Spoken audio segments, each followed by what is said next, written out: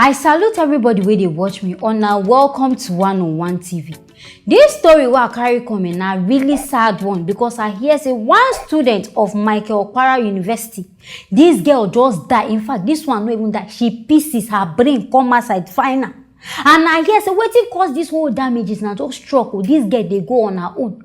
Before we go see na there this trailer just go jam her, just kill her just like that. My people beg, make una join me watch.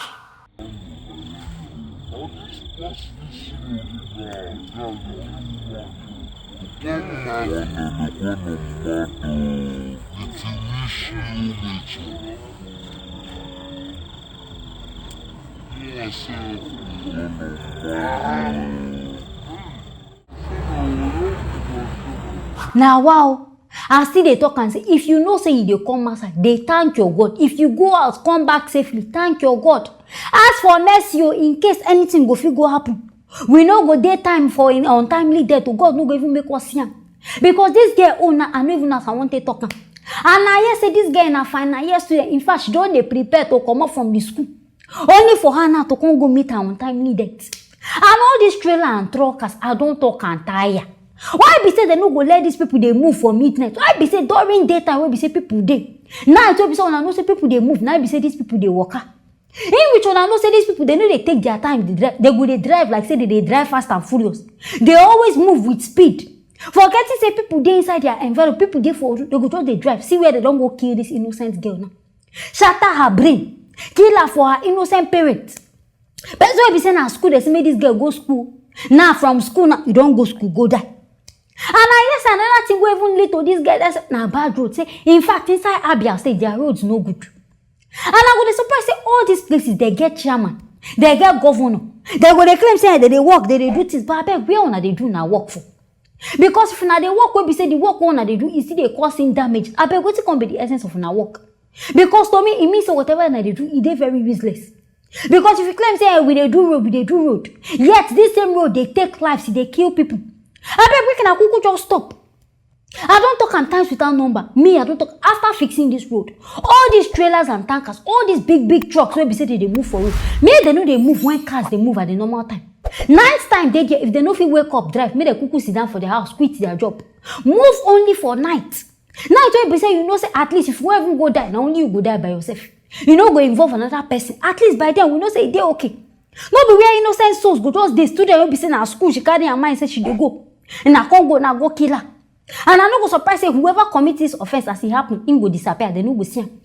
Because now so all this kind of thing they do, they go causing damages finish. They will come go sit down for their house. Act like say nothing happen. Now well, I beg my people now they go out making a day very careful. You will be saying you know say even carry car they drive. I beg if you see trailer they pass your side. There you go park, go one side. Maybe your trailer pass before you move because the way we be now. Christmas don't they reach now, so many bad things, so many deaths go they happen. So I beg make we dey very careful. My viewers now here I go end them for this matter. Make una stay tuned for our next story. This one I carry coming now about another police brutality. It be like say we don't complain tire. Then this police they no want we hear what. One lady again now don't come outside and narrate how police assault her. Say because of say waiting, say she resemble drug dealer. And person what they talk about now student too. A last student, a young girl. Claiming say she dey go school. Before she goes in, now their police stop them. She even thinks say now the driver they will even search. Or maybe they won't ask for papers or because say in car get tinted glass before they go see. Now they can't talk say make she come outside. Before she go even talk anything, they don't start to they beat her. They drag her, say they carry her go police station. My people beg, make now join me watch. Come now, oh yeah. Are you doing it? Are you pressing me to this thing? Hey, what video that uniform? Video that red.